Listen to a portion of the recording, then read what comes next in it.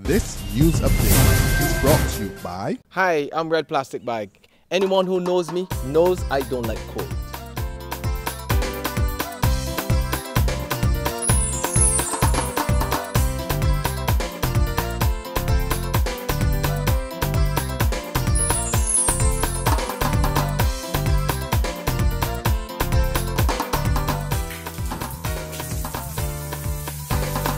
Sunshine reigns in my country. I love it.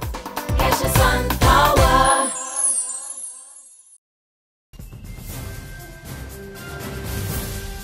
This is the 7 a.m. Barbados Today update for Friday, February the 20th, 2014. I'm Emmanuel Joseph. Good morning. Abandon your layoff program.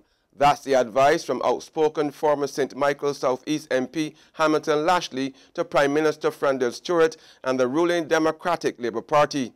Lashley is also telling his former leader that the answers to the country's economic problems exist right here in Barbados, and that there's an underexplored and underexploited third sector that includes wealthy expatriates who have made Barbados their home and are ready to assist in its recovery efforts.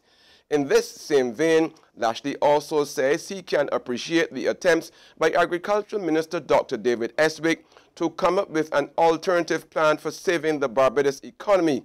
But where he parts company with Estwick is on the need to approach the United Arab Emirates for support.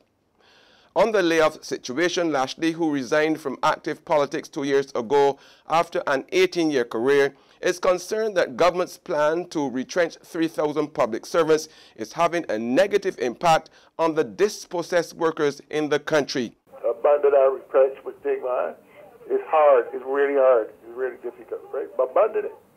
In Barbados, everybody believes that once the IMF recommend a program, that is gospel. So we look to the IMF and third world countries, especially small island developing states, and Africa look to the IMF as the ultimate savior of these countries' desperate economic situations. We always want to say, what was we were left with no other alternative. Some things what some people are saying. I am saying no. I am saying, let me depart a little bit from the usual suspects who we rely on all the time for advice. Appalling. That's how Member of Parliament for St. Thomas, Cynthia Ford, is describing government's failure to implement a $60 million project funded through a loan from the Inter-American Development Bank. The project, which was earmarked for the Garden Land, Greenfield, Cat's Castle and Allenview, sought to upgrade housing and deal with sewage problems in those areas. But Ford, who was part of a 4-member Barbados Labour Party team that visited the Garden Land yesterday as part of the party's Rubbing Shoulders initiatives, says though only $13 million was spent, the project is winding down. She's accusing government of ignoring the needs of the poor. How do you treat poor people like that? Cat's Castle with nothing. Greenfields with nothing. We know those are communities, and I can't speak for the members of parliament there, but I know that their plight is just as bad or worse than the folks in Allenview. And we are asking the government to come out and say to the people of Barbados, tell them the truth about what has happened to this project that for me was a novel project that the Barbados Labour Party had conceived. And under the Democratic Labour Party, who drew down the $60 million Barbados dollars in March 2008, the first order of business for the then late Prime Minister and the new Minister Lashley, and nobody has gotten any benefits. Lawmen are promising zero tolerance for crime in the city tomorrow with the staging of a number of major events. Station Sergeant Rodney Innes says they're aiming to make the day incident-free, with thousands of people due to attend the staging of AgroFest and celebrations marking the 375th anniversary of the Barbados Parliament.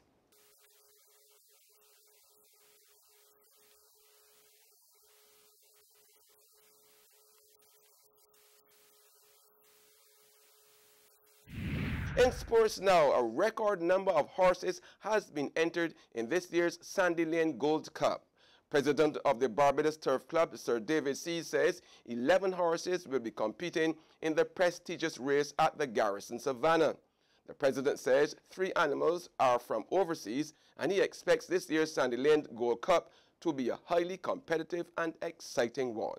There's regional and international news after this short break. Hi, I'm Red Plastic Bag. Anyone who knows me knows I don't like cold.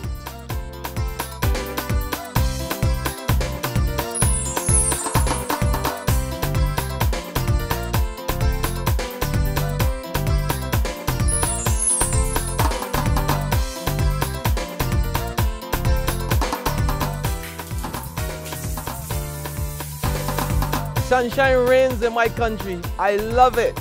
Get your sun power. In the region, Guyana's Attorney General says the finance minister was not intoxicated when he was involved in a vehicular accident on Sunday, but he says the matter has been reported to the police and is now being investigated. The minister was taken to hospital for medical attention shortly after the vehicle in which he was traveling collided with a taxi. Internationally, authorities in Nigeria are blaming militant Islamists for the killing of at least 37 people during an assault on a town and nearby villages in northwestern state. Banks, shops, and houses were also looted and burnt during the 6-hour raid by militants armed with rocket-propelled grenades. 6 of the militants were killed during the battle. That's been the 7 a.m. update. Join us again at noon. Until then, log on to www.barbadostoday.bb, subscribe to our e-paper, and like us on Facebook to get more news and sports. I'm Emmanuel Joseph. This news update is brought to you by... Hi, I'm Red Plastic Bag. Anyone who knows me knows I don't like cold.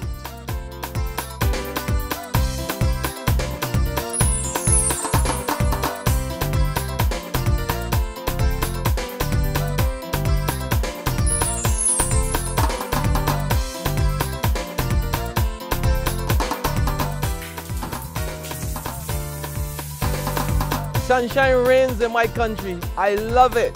Get your sun power.